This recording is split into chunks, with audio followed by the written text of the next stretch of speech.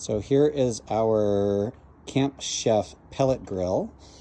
And as you can see, we open this up, we got some pellets in here. There should be plenty in here. If there's not, there will be a bag in the garage.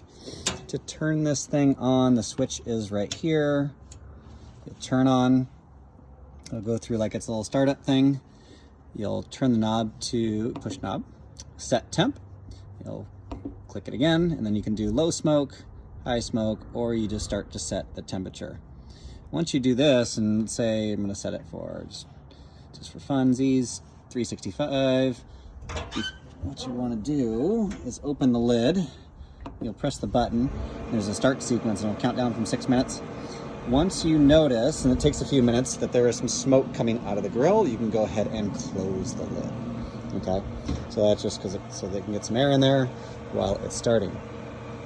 A couple of options are, while you're cooking, if this thing were to be open, there is a meat probe. There's actually 2 of these.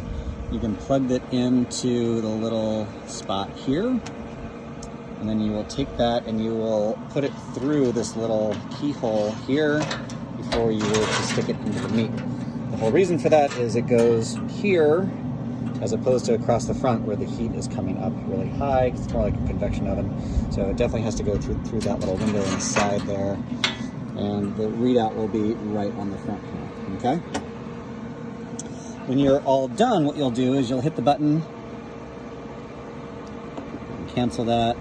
But it usually goes down to, you have to select this shutdown, which takes 20 minutes to kind of shut down and make sure that all of the ashes and whatnot are out.